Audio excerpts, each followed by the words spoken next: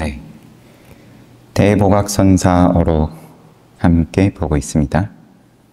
11번째 상당 거화설법.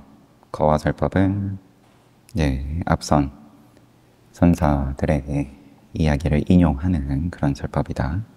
상당하신 거고 법상에 올라가신 거고, 법당에 올라 인용하여 말했다.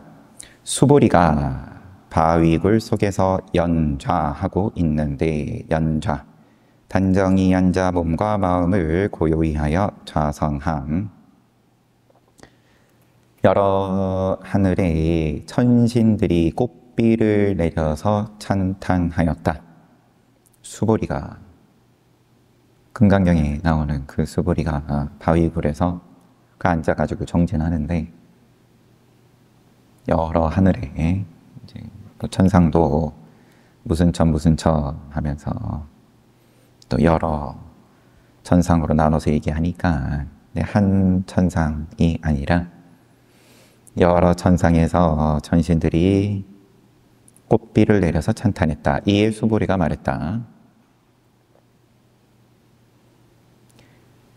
하늘에서 꽃비를 내리며 찬탄하는 자는 누구인가?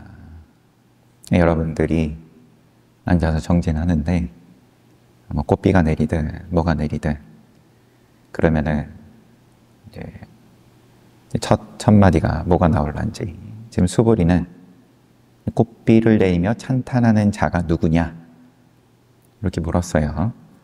저는 범천입니다. 브라만 천신입니다.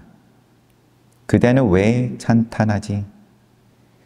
저는 존자께서 반야를 잘 말씀하시는 것을 찬탄합니다. 반야, 금강경에 늘 반야 한 거니까. 나는 반야를 아직 한 글자도 말하지 않았는데 무슨 까닭으로 잘 말한다고 하는가? 뭐 이렇게 수보리 존자가 정말 얘기했겠냐만, 여튼 여기 인용한 거예요. 대스님이 이렇게 인용을 마치시고 악 하고 하를 한번 하고, 당시에 만약 이 하나의 하를 내지를 수 있었다면 범천의 입을 막았을 뿐만 아니라 2000년 뒤에 나의 정검도 면했을 것이다.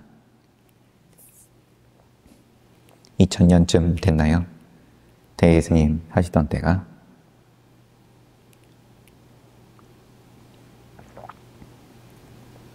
나의 정검도 면했을 거다. 다시 이야기를 인용했다. 또 이어집니다. 보니까 범천이 말했다. 그러니까 수보리가 앉아 정진하는데 범천이 꽃비를 내리고, 너는 왜 꽃비 내리고 찬탄하지? 반야를 잘 하셔가지고 반야를 잘 말씀하시는 걸 찬탄합니다. 나는 한마디도 안 했는데. 그러니까 범천이 존자께서는 말씀이 없으시고 저는 듣지 않았습니다. 말한 바가 없고 들은 바가 없다. 말하지도 않고 듣지도 않는 것이 참으로 반야를 말하는 것입니다. 대스님께서 다시 할 하고, 당시에 만약 이 하나의 할을 내지를 수 있었다면 수보리의 입을 막았을 뿐만 아니라 2000년 뒤에 나의 정검도 피할 수 있었을 것이다. 말해보아라. 나에게 사람을 만나 점검하는 곳이 있는가?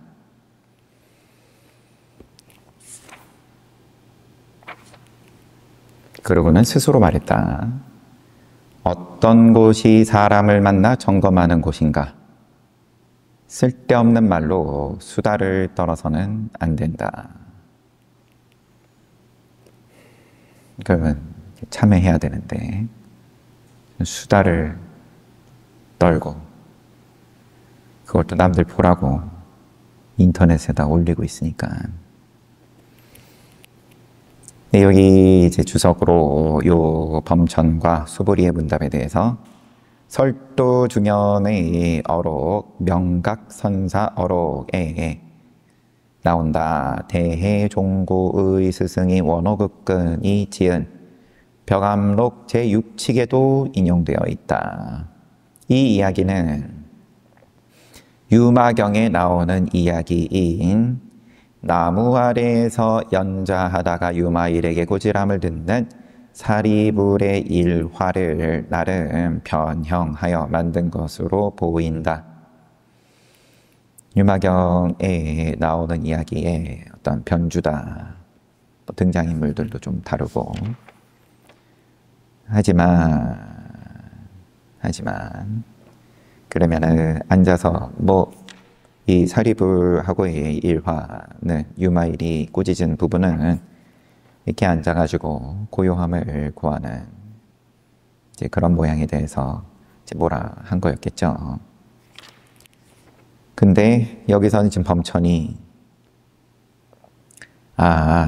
말씀이 없고 존자께서는 말씀이 없고 저는 또한 듣지 않았다. 말하는 것도 없고 듣는 것도 없고 이게 반야다.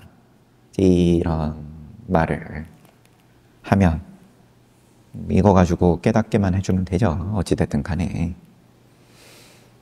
말이 맞고 틀림의 문제는 당연히 아닌 거고.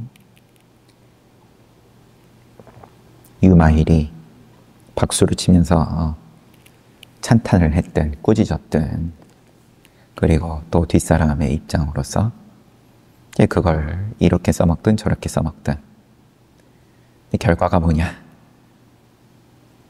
누가 이제 그 덕분에 안목이 열렸냐? 안목 열린 거는 둘째 칠 것 같으면 복이라도 지었냐? 아니면은 수다만 떨었냐? 쓸데없는 말로 수다를 떨어서는 안 된다. 이 결과를 가지고 쓸데가 있는 거냐 없는 거냐. 이 결과 얘기를 하면 또 유의법이냐 무의법이냐. 나에게 사람을 만나 점검하는 곳이 있는가. 사람 만나서 점검하는 곳, 점검하는 자리. 하나의 하를 직접 보여주시거나 내지를 수 있었다면 안목을 바꿔줄 수 있을 것 같으면 입을 막았든 아니면 맞장구를 쳤든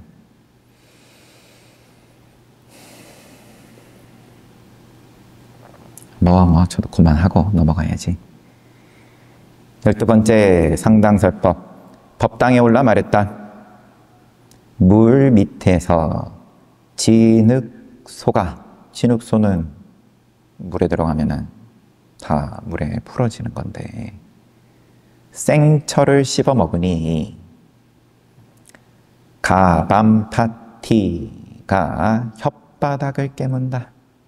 가밤파티, 이제 원어로서 지금 써놓으신 건데 교범발제 내지는 가범바제 등등 음역을 한자로 하는데 우주 소자예요. 우왕 등으로 번역한다.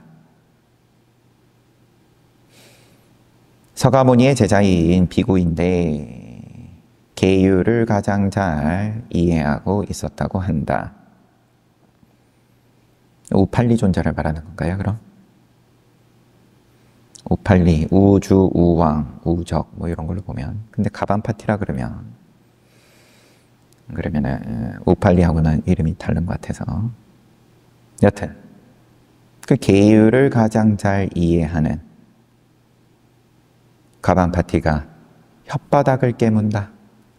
해신이 성이 나서 산호 채찍을 쥐지만 수미산 왕의 아픔은 사라지지 않는구나. 손바닥으로 선상을 한번 치고는 법자에서 내려왔다. 개송 한번 읽고 내려오셨어요. 진흙소가 물밑을 간다. 뭐 이런 관용구 일만큼 이제 어록에 자주 나오는 건데, 또 생철을 씹어 먹는다. 진흙소가 물밑에서 진흙소가 생철을 씹어 먹으니 계율 잘 아는 가반 파티가 혓바닥을 깨문다. 해신이 썽이 나서 산호채찍을 쥐지만 수미산왕의 아픔은 사라지지 않는구나. 뭐 똑똑한 분들은 하나하나 출처를 가지고 또 법을 잘 설하시겠죠.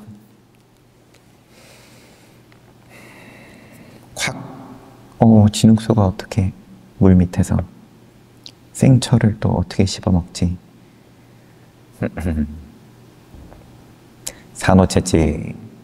산호채찍이 뭘 난지 싶지만 채찍으로 이런 거 저런 거 사정 가리지 않고 그냥 후드려 패면서 공부하라고 그러는 건데, 요즘 세상은 몽둥이들만 안 된다고 하니까 몽둥이를 들지 않지만 몽둥이로 맞은 거 이상으로 내가 지옥에 가 앉아 있는 것처럼 괴롭다.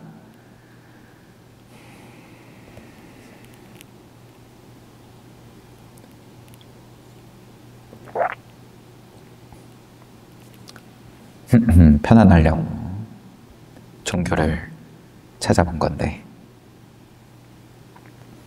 수미산 왕의 아픔은 사라지지 않는다. 그렇답니다. 더 갖다 붙이면 붙일수록 앞에 뭐라 그러셨죠? 쓸데없는 말로 수다 떨면 안 된다고 했으니까. 13번째 상당설법. 법당에 올라 말했다. 이게 이제 한자로 봤을 때는 개송이 명문인지 아닌지 또 아는 분은 알겠지만, 푸른 하늘 치솟은 소나무는 천척이나 되고 티끌 속새를 끄는 물은 하나의 골짜기로 흐른다. 본래의 참된 면목을 알지 못한다면, 본래 면목 알지 못하면 사람이 덕 높은 시를 말하는 줄로 오해할 것이다. 내가 그냥 문장 잘 설한다, 잘 쓴다, 시 잘 짓는다, 그딴 소리나 하겠지. 푸른 하늘 치솟은 소나무는 천척이나 되고,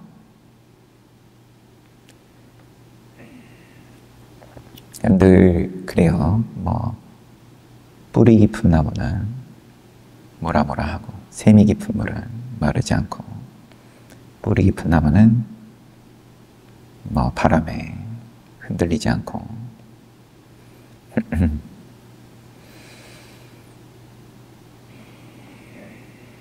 이제 그런 류의 이야기를 지금 앞에 두 구절로 한 거고, 푸른 하늘 치솟은 소나무는 천척이나 되고 티끌 속새를 끄는 물은 하나의 골짜기로 흐른다. 그러면 참 명문이다. 이제 그런 생각 하지? 그런 생각하지? 본래 면목을 모르면 다 그러더라. 14번째 해회사 개당설법. 해회사 바다 해 무일 회. 임안현에서 알려오기를 해회사로 가서 개당해달라고 했다. 해회사는 주석이 있어요. 백운수단이 개원했다. 할아버지 스님이 개원한 절이에요.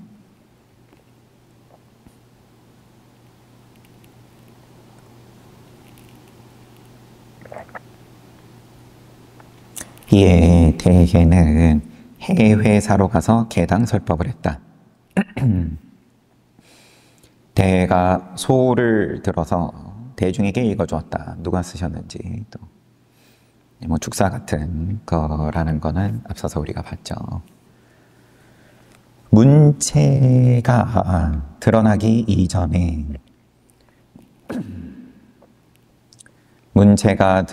이전에 소식은 이미 드러났으니 문체가 이미 드러났다면 덮어 감추기 어렵습니다. 이미 덮어 감출 수 없으니 다시 표백이 수고스럽더라도 밝게 한번 말씀해 주십시오. 그러면은 누가 이제 쓴 소인 건데 앞에 명경원의 개당설법 하실 때처럼 이 소를 쓴 고위 공무원, 관리, 아무개는 산매에 들어가지고는 북끝에서 반야가 방광을 하고, 빛이 방광하고, 입을 벌리지 않고도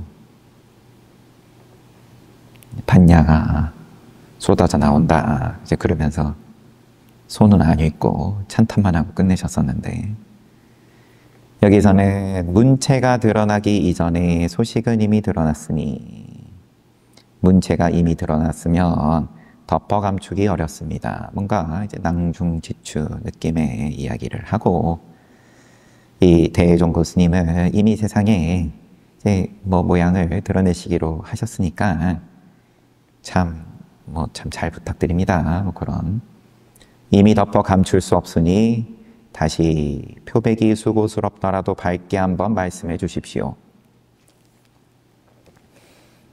표백은 그러면 이제 법을 청하는 지금으로 치면 청법가 같은 느낌의 대해는 소를 다 발표하고서 대중을 돌아보고 말했다.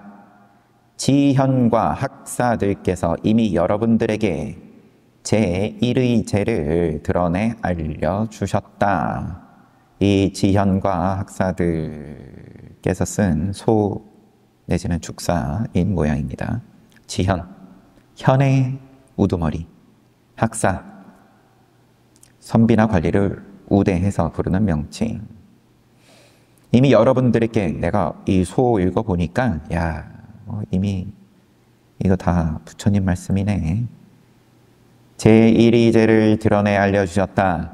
눈이 열리고 마음에 깨달음이 있는 자가 있는가? 여기 이미 다 드러났는데 그럼 누가 나와서 한번 자기 경계를 드러내봐라. 만약 있다면 지금 바로 법회를 마칠 것을 청하라. 표백해가지고 법을 청하고 자시고 이건 됐고 깨달은 자 있으면 그걸로 됐지. 그렇지 못하다면 내가 도리어 공록상 위에서 헛소리를 하겠다. 공록상, 휘어진 나무로 만든 의자, 선상. 깝깝한 너네들 앞에서 내가 헛소리 해야겠네. 그리고는 법자에 올라서 향을 들어서 축성을 하고 형제에게 만수무강을 바라는 말씀. 다시 향을 들고 말했다. 이 한 조각 향은 모든 부처도 알지 못하고 귀신도 헤아리지 못하며 천지가 낳은 것도 아니고 저절로 얻어진 것도 아니다. 이것도 아니고 이것도 아니고 이것도 아니고 이것도 아니다. 뭐냐? 뭐겠냐? 앞날 성 안에서 이미 드러낸 적이 있다. 이제 명경원에서 개당설법을 가리키는 듯하다라고 주석이 달려 있고.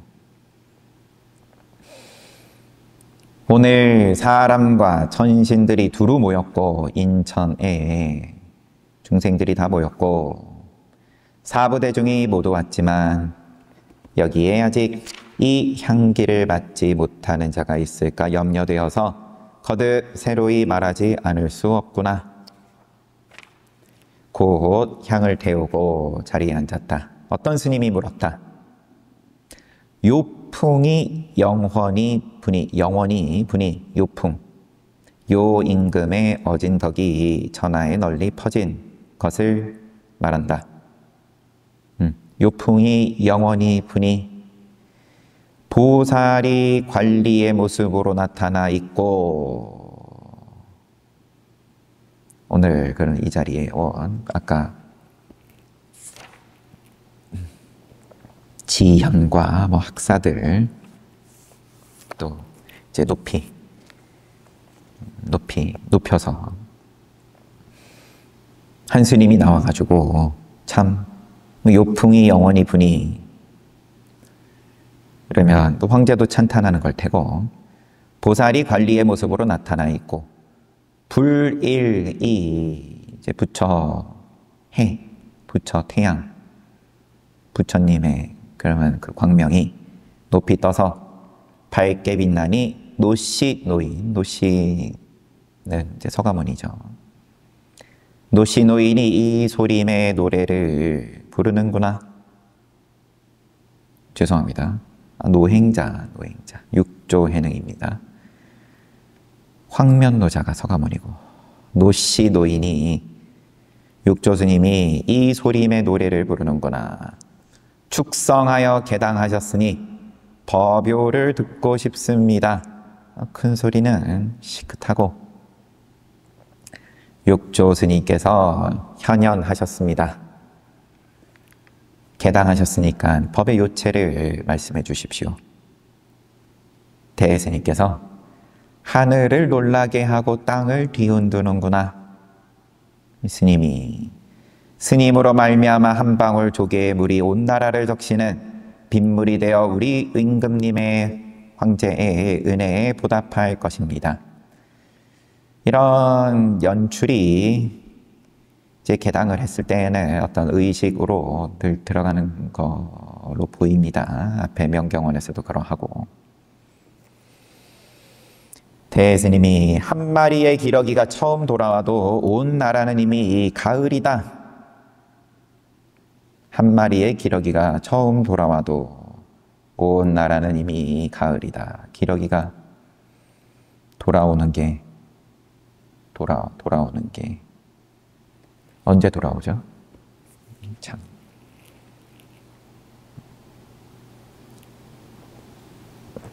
우리나라나 요 시절에 요 중국이나 비유는 다르지 않을 것 같긴 한데, 기러기가 겨울에 떠나는 건지, 여기가 지금 따뜻한 곳이면 가을에 오는 걸 텐데, 여튼 한 마리의 기러기가 처음 돌아와도, 이 전반적인 뉘앙스는 당연히 한 마리만 와도 온 나라는 이미 가을이다.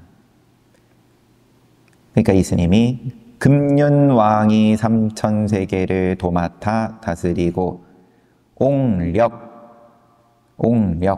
이거는 임금님의 그런 황제의 달력이 오래도록 성하니 영원한 봄이로다. 영원한 봄입니다.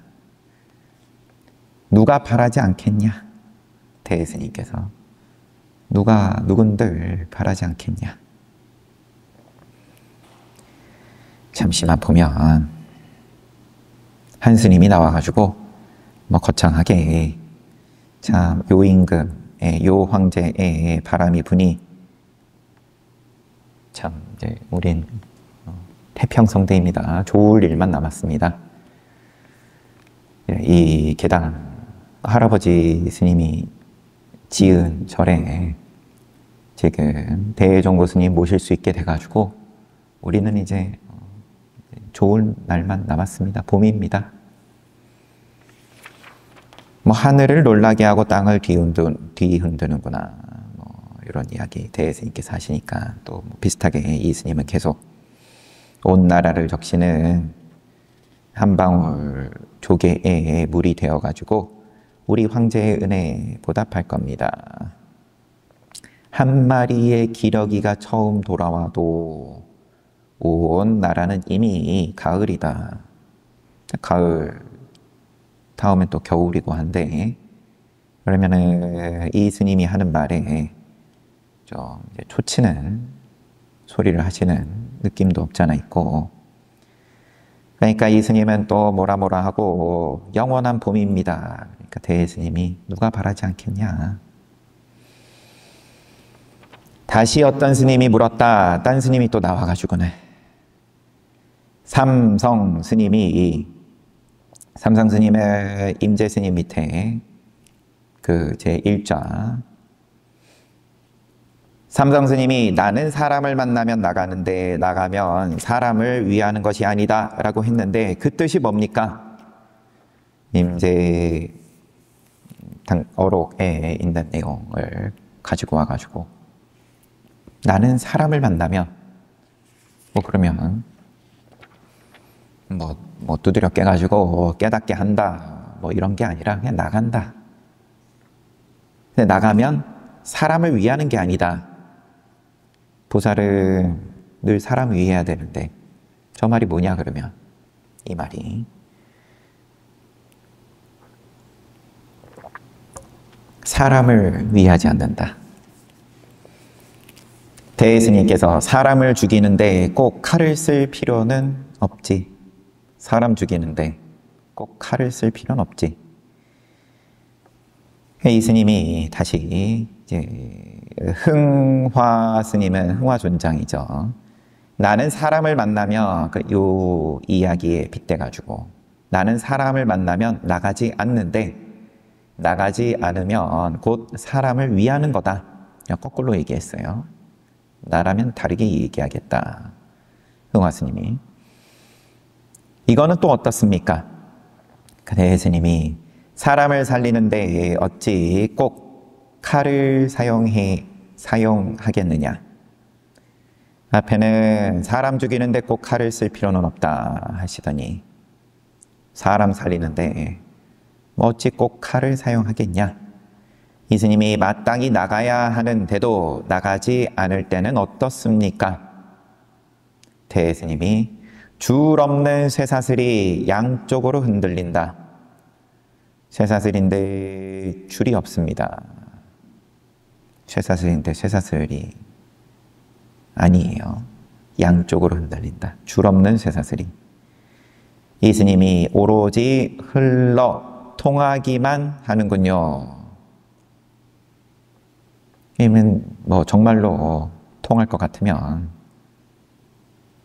통했어도 이런 말 얼마든지 할 수 있죠. 꼭 이상한 짓을 해야 되는 건 아니니까. 오로지 흘러 통하기만 하는군요. 오로지 흘러 통하기만 하는군요. 대스님이 내가 오늘 손해를 봤다. 멍청한 놈 때문에.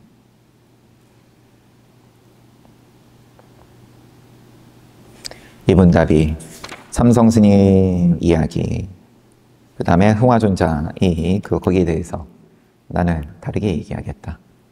사람 만나면 한 명은 나간다 그러고 한 명은 나가지 않는다 그러고 나가는 거고 사람 위하지 않는다.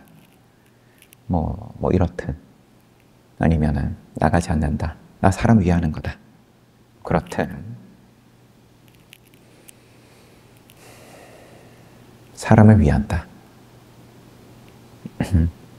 사람을 위한다. 서가모니 부처님께서 아난존자에게 아난존자가 마지막 당부의 말씀을 부탁하니까 나는 너네들 위한 적이 없는데 뭘 자꾸 지금 와서 내놓으라 그러냐. 마지막 말을 얘기하냐.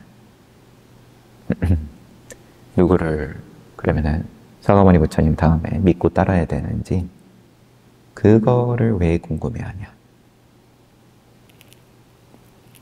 한 번도 나는 앞에 선 적도 없고 너네가 나를 따른다라고 나는 생각해 본 적도 없고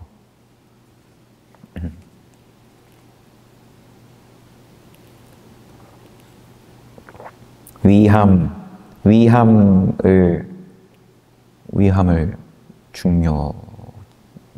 굉장히 중요하게 보죠. 당연히 세상은 뭘 위해 사냐. 내가 그냥 밥 먹고 숨 쉬고 이것 때문에 사는 게 아닌데 라고 전제를 하죠. 왜냐하면 밥 먹는 문제가 큰 걱정이 없어졌으니까. 밥 먹는 문제가 절실할 때는 그런 배부러운 고민을 왜 하냐 또 이랬을 텐데 그때는 선진국입니다. 근데 뭘 위하냐? 그때도 뭐 명확하죠. 밥 먹기 위해. 내가 오늘 하루 그럼 먹을 수 있냐? 이걸 위하는 거고. 뭐 위하는 게. 이 위하는 게 없이 뭐가 나오냐 그럼 그때. 근데 사람을 위하냐? 사람을 위하지 않냐? 도살은 이래야 되고 그래도 명색이 수행자라면 뭐 이래야 되고 남을 위해야 되고 남을 위할 줄 아냐. 근데 그게 됐기 때문에 우리는 지금 이렇게 편하게 사는 거니까 그거를 당연히 함부로 얘기해서가 아니라 나누는 문제, 보시의 문제. 지금 우리는 달갑지는 않지만 세금을 내죠. 세금을 내고 이 세금이 나 이외에 남을 위해서 쓰이고 시스템이 유지가 되고 그 위하는 시스템을 위한다. 국가를 위한다. 그래요, 여튼. 이 위하고 위하지 않고 가지고 시비를 했겠죠. 삼성 스님이 손가락질 당신이 받고 안 받고 이런 거는 당연히 개의치 않으시는 그런 입장으로 한번 사람들이 집착을 하니까 그거를 한번 흔드는 말씀을 또 하셨을 테고 흥화 스님 또한 또 마찬가지인 입장이고 여기에 대해서 대해 스님이 대답을 하신 게 사람을 죽이는데 꼭 칼을 쓸 필요는 없다. 또 사람을 살리는데 꼭 칼을 쓰겠냐. 이런 보충 설명을 좀 하셨는데 그래서 이 스님이 이 자리가 자리여서 행사 자리여가지고 괜히 나와가지고 어떤 이야기를 했든 진짜 궁금해서 했든 마땅히 나가야 하는데 나가지 않을 때는 어떻습니까? 마땅히 나가야 하는데 이 전제가 그러면 뭘 위하냐가 또 있는 거죠. 마땅히 나가야 한다. 위할 게 없는데 그러면 마땅히 땡땡 해야 된다. 근데 그렇게 하지 않을 때는 어떻습니까? 나가야 하고 자시고 여기서 벗어났을 때는 어떻습니까? 대해 스님이 줄 없는 쇠사슬이 양쪽으로 흔들린다. 줄 없는 쇠사슬인데 그런데 양쪽으로 흔들린다. 오로지 흘러 통하기만 하는군요. 그러면은 흘러서 통한다. 증명을 해야 되는데 이 스님이 나는 내가 스스로 증명할 필요도 없을 만큼 저는 제 깨달음에 대해서 편안합니다. 삼성 스님이 스스로 나는 사람 위하지 않는다. 손가락질을 하든 말든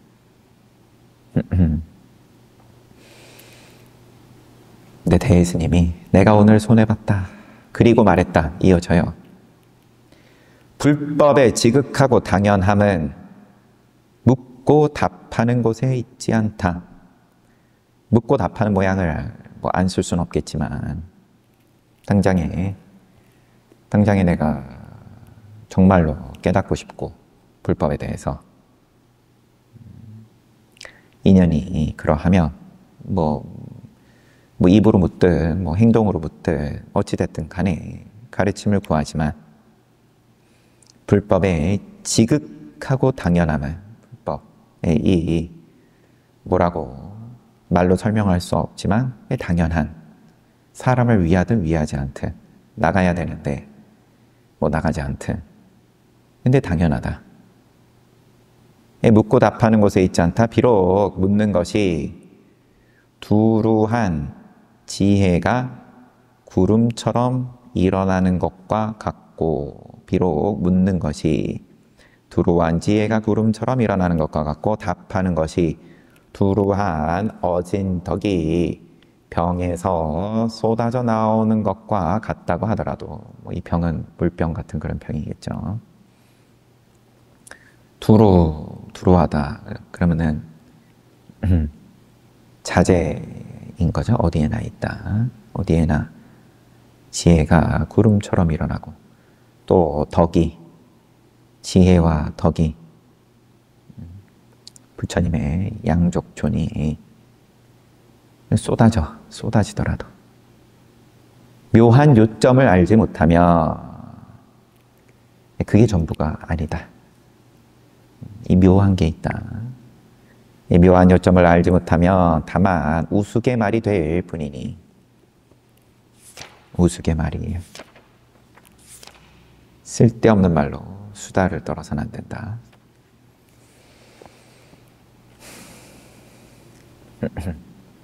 우스개 말이 될 뿐이니. 그런데 그 말이 지혜가 구름처럼 일어나고 덕이 쏟아져도 그 말로 인해서 문답 덕분에, 하지만 개그다, 헛소리다. 도를 공부함에 무슨 이익이 있겠냐. 진실하게 말하면 이들은 모두가 어리석게 미쳐서 밖으로 달려가고 있는 것이다. 불법의 지극하고 당연함을 묻고 답하는 데 있지 않다.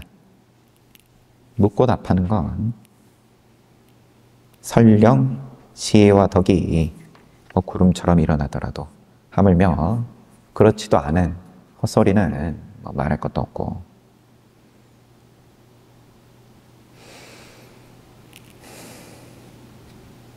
도에 있어서는 무슨 이익이 있겠냐. 다 미친 거다. 그러므로 대각 세종께서 1대4 인연을 위하여 세상에 나오셔서 여러 가지 미묘하고 비밀스럽고 잘 만들어진 방편을 가지고 중생에게 깨달음의 지견을 열어 보여주어서 깨달아 들어가도록 하신 거다. 그러므로 이렇게 부처님께서 모양 쓰신 거다. 보리수 아래에서 일어나 녹야원을 방문하셔서 사슴동산 가서 교지녀 등을 위해서 사제, 고집멸도, 법륜을 굴리시고 49년 동안 360여 회의 법회를 열어서 중생의 근기에 따라 마땅한 가르침을 차례로 열어 펼치셔서, 이제 근기 따라서 마땅한 가르침, 딱 들어맞는 가르침을 펼치시고 각자가 법을 듣고 깨달아 생사에서 벗어나도록 하셨다. 마지막에 반열반에 들 때가 되자 사람과 천신 등 수많은 중생들 앞에서 꽃을 들어서 두루 보여주셨는데 오직 금색 두타만이 활짝 웃었던 것이다. 나아가서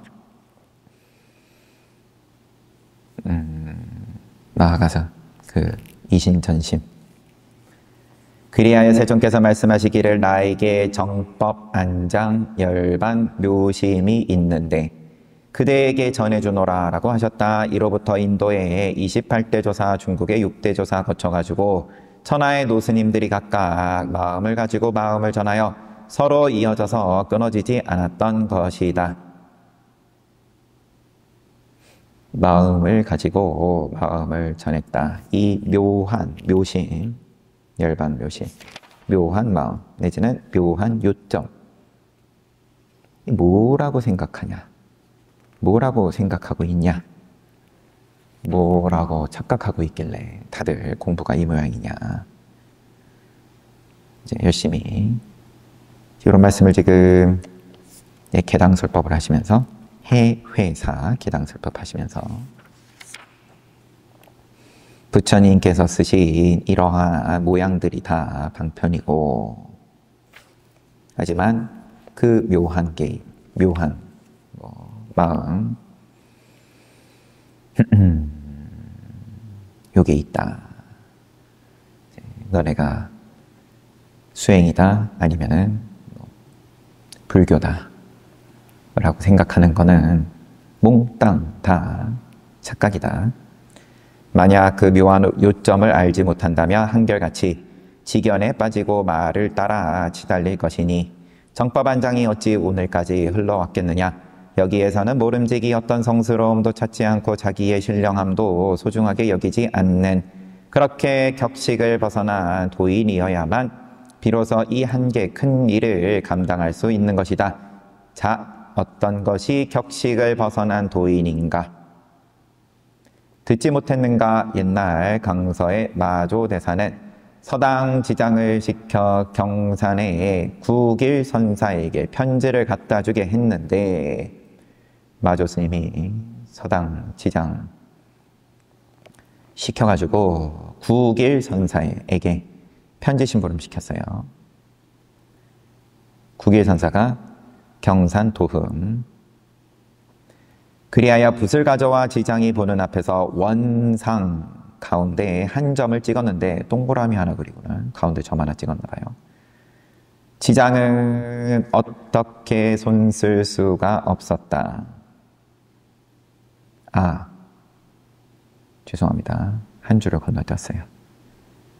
경산 국일선사에게 편지를 갖다 주게 했는데, 국일선사가 그 편지 받아서 열어 보이니까 이러한 상이 보였다.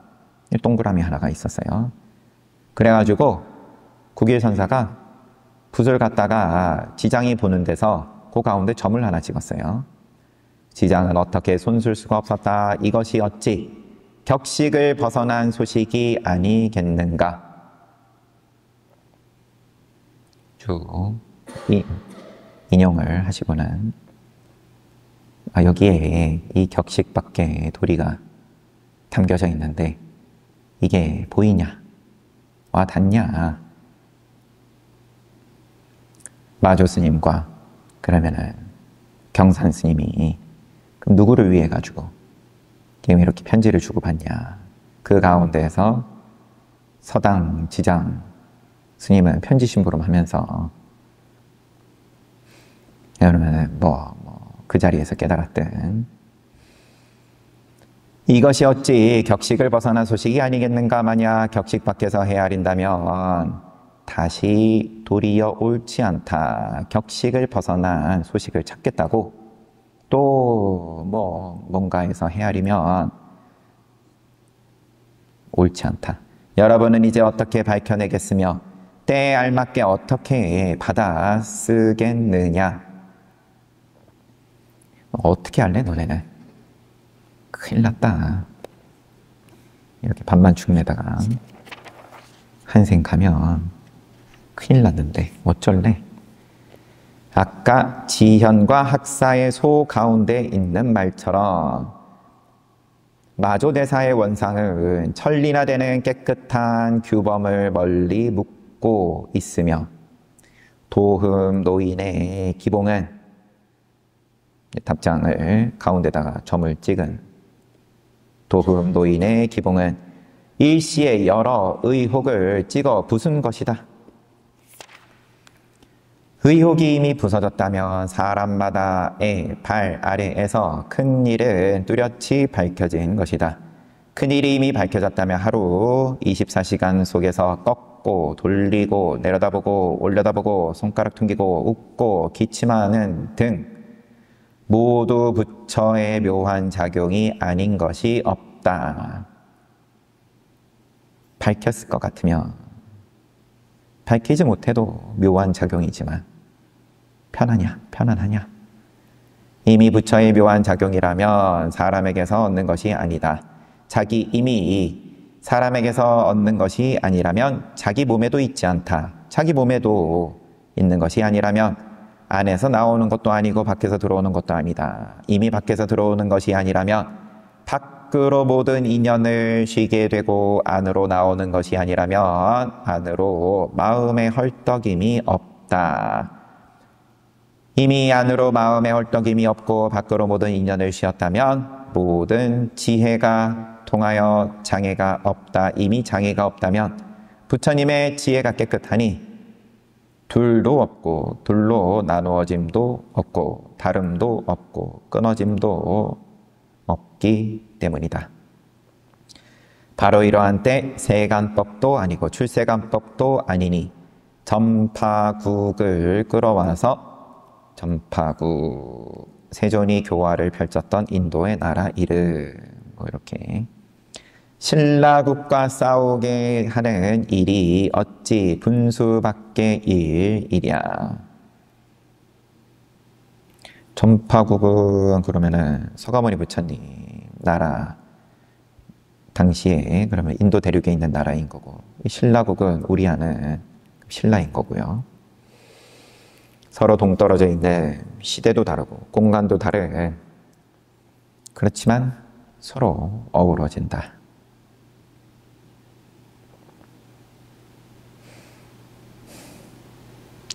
신라 지금 서당지장의 법이 해동으로 갔다, 그런 이야기들까지 아우러가지고 이제 여러분 신라국이 입 밖으로 나오신 거 아닌가 싶기도 해요. 신라국의 불법이든 서가모니 부처님 당시에 인도의 불법이든 간에 싸우게 하는 일이 어찌 분수밖의 일이랴. 비록 이와 같지만 다시 이 일이 있으니 여러분에게 묻는다. 충국사는 무엇 때문에 도흠 스님이 마조 스님에게 오히려 속았다고 말했을까? 남양 해충국사가 그러면은 또 어록에서 지금 요 일에 대해서 마조 스님이 상자, 제자 서당지장 시켜가지고 편지 보냈는데 경산 도흠, 경산 국일 선사가 거기에 점을 찍고 이렇게 서로 알쏭달쏭한 일을 주고받는 것에 대해서 해충국사는 왜 도흠 스님이 점을 찍은 도흠 스님이 마조 스님에게 오히려 속았다고 말했을까? 지금 마땅함을 드러낼 수 있는 자가 있는가? 만약 드러낼 수 있다면 그대들이 모두 격식을 벗어난 도인이라고 인정하리라. 그렇지 못하다면 내가 법령에 의거하여 판결 내리겠다. 잠시 양구하신 다음에 집에서는 손님 대접하기가 쉽다고 큰 소리 치지만 통발 앞에 서야 비로소 고기 잡기가 어렵다는 사실을 안다. 집에서는 손님 대접하기가 쉽다고 큰 소리 치지만 통발 앞에 서야 비로소 고기 잡기가 어렵다는 사실을 안다. 그렇답니다. 이렇게 끝났어요.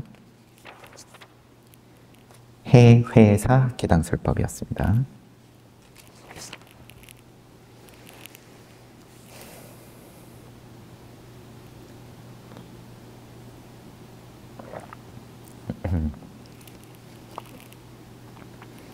당장 이제 절실해가지고 숨이 넘어가고 통발 앞에 안 가도 집에서도 죽을 것 같은데 그러면은 이 인연이 있는 거고요. 근데 자기 그 간절함에 대해서 늘 그럭저럭 간절함이니까 정말 자기 절실함을, 저 밑바닥에 있는 절실함을, 그러면은 그 인연이 있으면 그게 뭐 자기가 끌어올리든 누가 끄집어내주든 그 과정이 근데 뭐 순탄하지는 않으니까 저 밑바닥의 욕망을 살고자 하는 욕망인 건데 생존 수영 뭐 이런 말은 하죠. 생존의 문제로 이제 절실함이 있을 것 같으면 뭐라도 손에 쥐든 말든 이 대스님께서 편직을 우리가 볼 때 그렇게만 하면 그러면은 뭐 시절인연이 있어가지고 변화가 크게 오든 설령 그렇지 않더라도 그렇게 살다 가면 뭐 염라대왕이 뭐라 함부로 못한다, 너의 앞에 엎드린다 등등 애매하니 이제 먹고 사는 문제가